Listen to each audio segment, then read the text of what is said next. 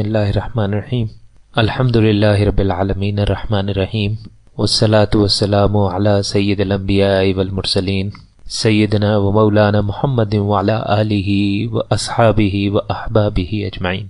सय्यिदिना शरफुल हक वद्दीन साहब रहमतुल्लाह अलैह का 19वां मकतूब है ये अमराज़े ज़ाहिर व बातिन के बयान में।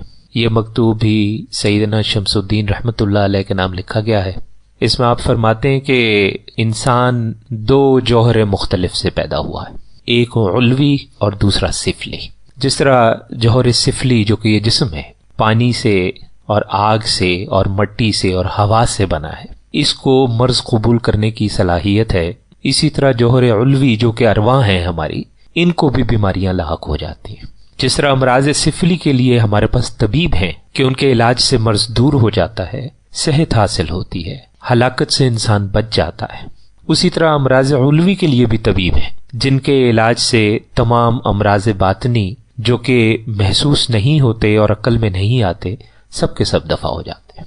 जौहर सिफली के अमराज के तबीब हकीम हजरत और जौहर उल्वी के अमराज के तबीब अंबियाए कराम अलैहिमुस्सलाम और उनके बाद मशाइख कराम रहमतुल्लाह अलैहिम हैं। और उसकी वजह यह है कि यही लोग अंबियाए कराम अलैहिमुस्सलाम के खलीफा हैं। जिस तरह जौहर सिफली का मरीज बगैर एक कामिल तबीब के हलाकत के करीब पहुंच जाता है, उसी तरह जौहर उल्वी का मरीज भी पैगंबर के बगैर या शेख कामिल के बगैर और पैगंबर के खलीफा के बगैर हलाकत के करीब है। और ये जो खलीफा पैगंबर है, इसकी वही शान है कि अल उलमाउ वरसतुल अंबिया, कि उम्मत मुहम्मदी सल्लल्लाहु अलैहि वसल्लम के जो उलमा हैं वो पैगंबरों के वारिस हैं। आप फरमाते हैं कि हम जैसे कम नसीबों के वक्त में जिस तरह जौहर सिफली के तबीब कम हैं, उसी तरह तबीबाने जौहर उल्वी जो हैं वो भी बहुत कम हैं।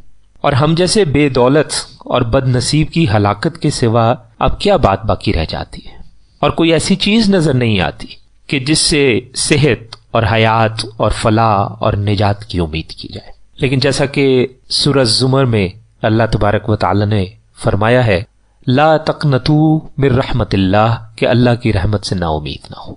तो उम्मीदवार रहना चाहिए, लेकिन उसके लिए जरूरी है कि उसके असबाब भी मुहैया किए जाएं। उसकी शर्तों को पूरा ना किया जाए और उसके असबाब मुहैया ना किए जाएं और फिर भी उम्मीदवार रहा जाए, तो ये बात कुछ मुनासिब नहीं है।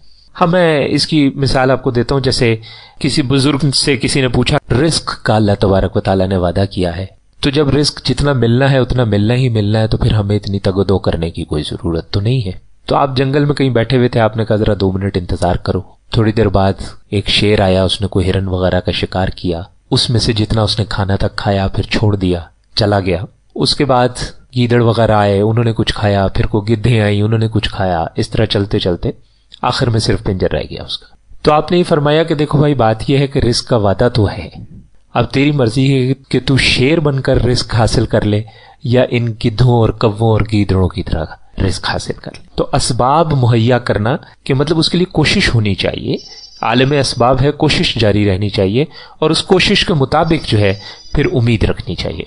हाँ, ये बात जरूर है कि अल्लाह ताला की कुदरत से बाहर नहीं है, वो चाहे तो बैठे बिठाए सब कुछ कर सकता है, बगैर असबाब के भी कर सकता है, और ऐसा कभी कभार होता भी है। लेकिन चूंकि आलम असबाब है तो ये कारखाना हिकमत के खिलाफ जरूर है, कि मतलब ठीक है एक आध दफा इस तरह की छोटी मोटी कुछ मिसालें मिल जरूर जाती हैं हमें, लेकिन ये बुनियादी तौर पे कारखाना हिकमत के खिलाफ है।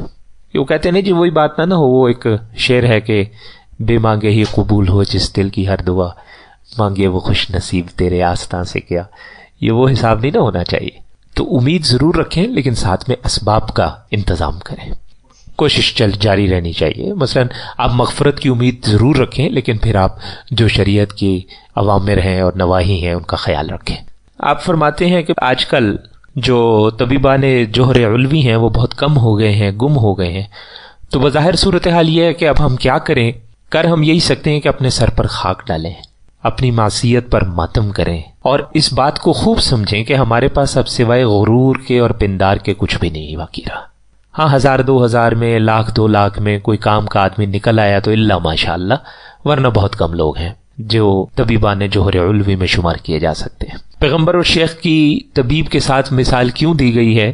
اس لیے کہ جس طرح آپ دیکھیں کہ طبیب جو ہے نبض دیکھ کر بیمار کے مرض سے واقف ہو کر مختلف ادویہ اور شربت بیمار کی قوت کا اندازہ لگا کے بتاتا ہے۔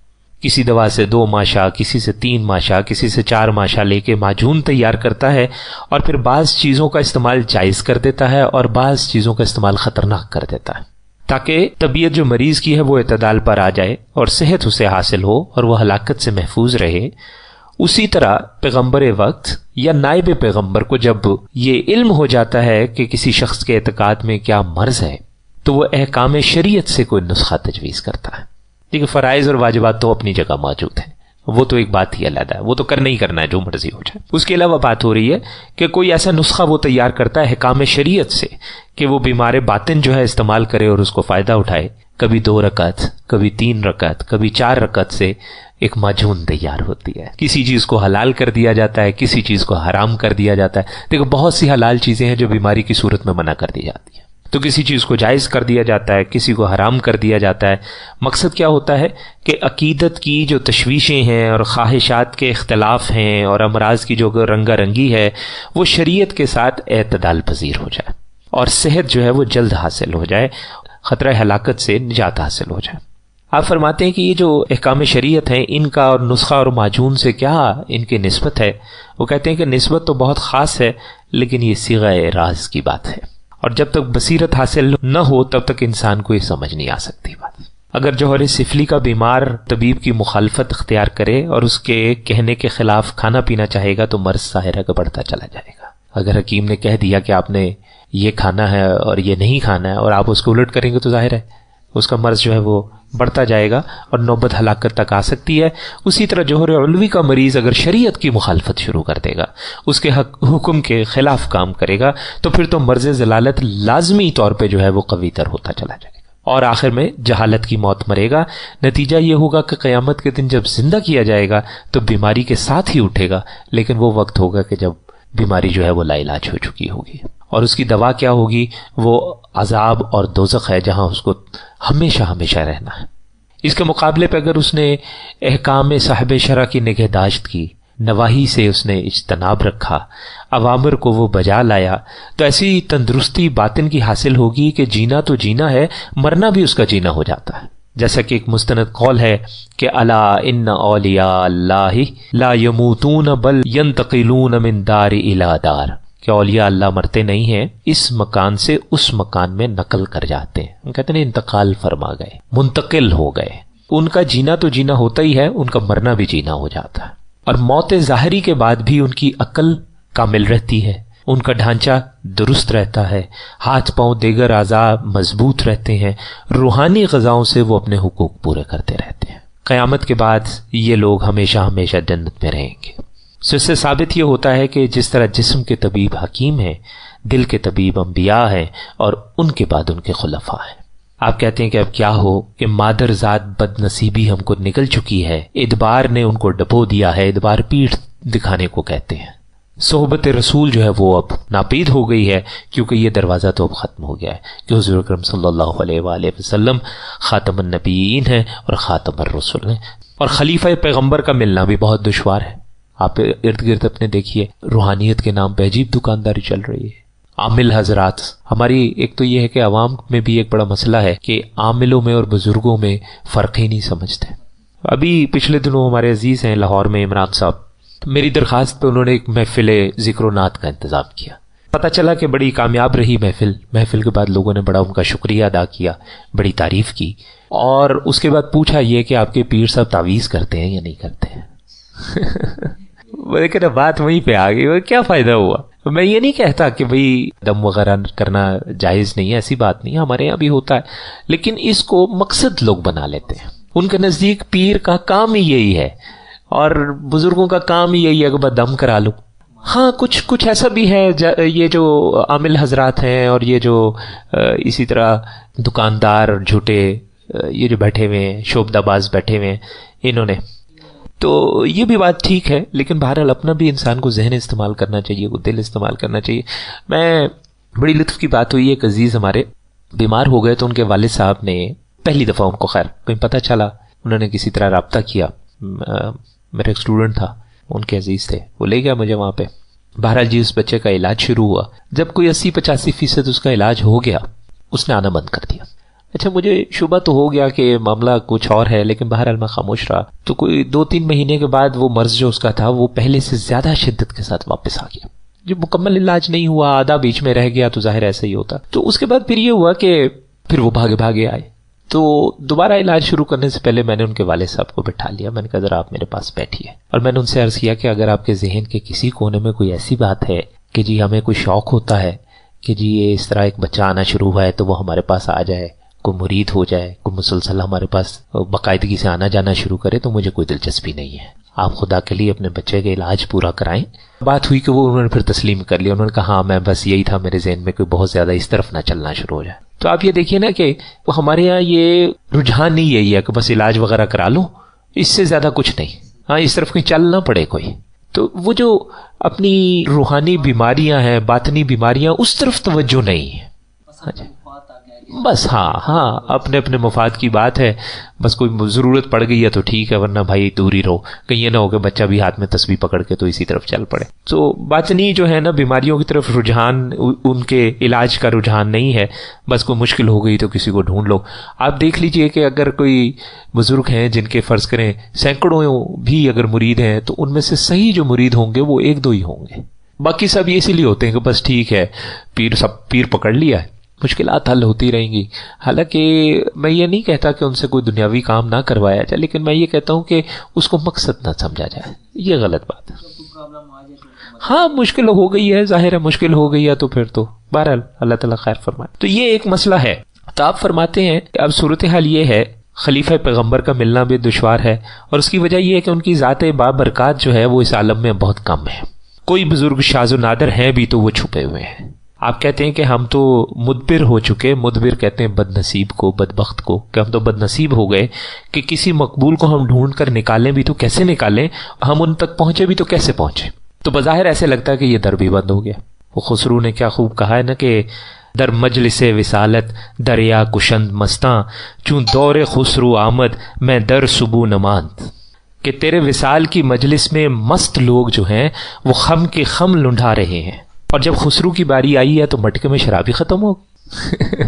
تو مطلب یہ ہے کہ اب صورتحال یہ ہے کہ ہم اپنے ارد گرد اگر دیکھیں تو ہمیں جو خلیفہ ہیں، وعلیکم السلام ورحمۃ اللہ، کہ جو خلیفہ پیغمبر ہیں ان کا ملنا ہی اب بڑا مشکل ہو گیا. تو جب خسرو کی باری آئی ہے تو مٹکے سے شراب ہی ختم ہو گئی ہے. اب وہ ملتے ہی کچھ نہیں ہے. ایسی صورت میں ہم جیسے بیماروں کا، مریضوں کا، خاکساروں کا، بد نصیبوں کا، ہمارے پاس اس کے علاوہ کوئی چارہ نہیں ہے کہ ان کی کتابوں سے استفادہ کریں.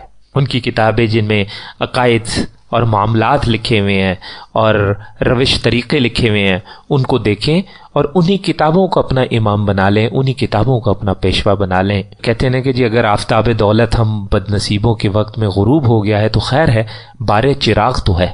ھذا کثیر منا، کہ ہم لوگوں کے لیے یہی کافی ہے. از بخت بدم اگر فروشت خورشید، از نور رخت مہا چراغ گیرم. کہ اگر میری بدبختی کے سبب سورج ڈوب چکا ہے تو اے چاند سے محبوب تیرے چہرے کی چمک سے میں چراغ کا کام لے لوں گا.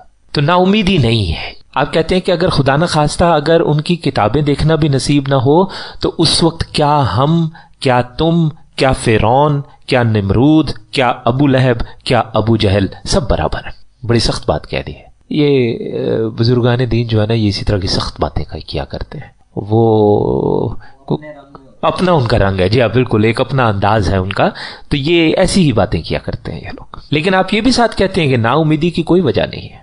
خون جگر پیتے رہو، جاں کنی کرتے رہو، خوب اضطراب پیدا کرو، اچھی طرح شور و فریاد سے کام لو.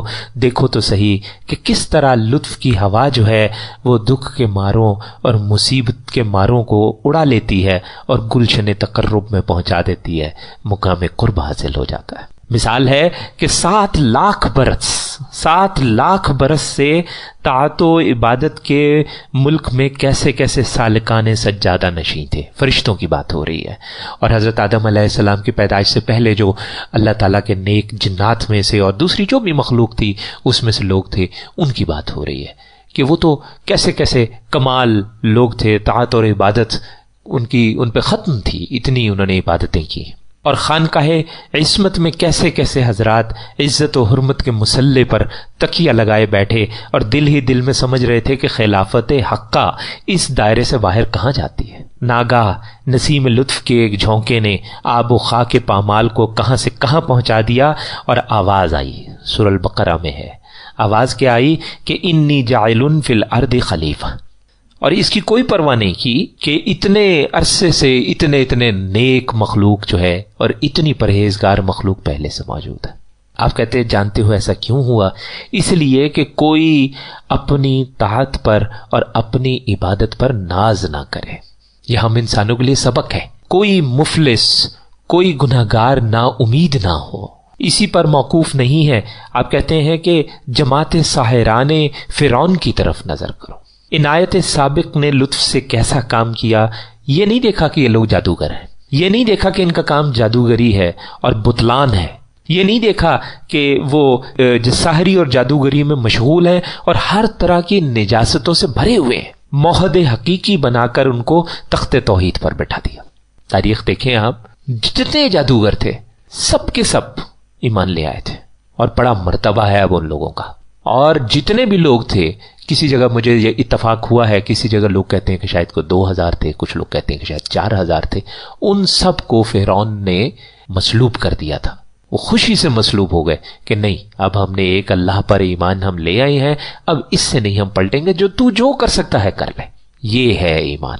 ہم اپنے گریبان میں دیکھیں، ہمیں تو ہلکی سی بھی تکلیف پہنچی تو ہم، لیکن ایمان قبول کیا تھا، سچے دل کے ساتھ اوپر چڑھ گئے. تو ان کو تخت توحید پر بٹھا دیا اللہ تعالیٰ نے، ان کو تاج معرفت ان کے سر پر رکھ دیا اللہ تبارک و تعالیٰ نے. کیسا عجیب و غریب تماشا سارے جہان کو دکھا دیا کہ ہم جب کسی افتادہ و تباہ کار کو قبول کرتے ہیں تو اس بات کو نہیں دیکھتے کہ وہ کون ہے، اور جب کسی سر بلند کو نظر سے گراتے ہیں تو اس وقت بھی کچھ خیال نہیں کرتے کہ وہ کیا ہے اور کام اس کا کس درجے کے لائق تھا. تو اصل بات جو ہاتھ آئی وہ کیا آئی؟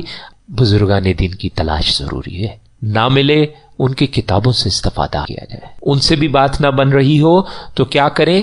خون جگر پیتے رہیں، جاں کنی کرتے رہیں، خوب اضطراب پیدا کریں، اس کے آگے گڑگڑائیں، شور و فریاد کریں، جو کہ نا امیدی کا مقام نہیں ہے. انشاءاللہ تعالی اللہ تبارک و تعالی ایسے اسباب پیدا فرمائیں گے کہ آپ کی اصلاح کے لیے اور باطنی بیماریوں کے لیے صحیح طبیب جو ہے وہ آپ کو حاصل ہو جائے گا. تو اللہ تعالی ہم سب کو ایک سچا طبیب جوہر علوی جو ہے وہ عطا فرمائے. وصلی اللہ علی خیر خلقہ سیدنا و مولانا محمد وعلی آلہ و اصحابہ اجمعین برحمتک یا ارحم الراحمین.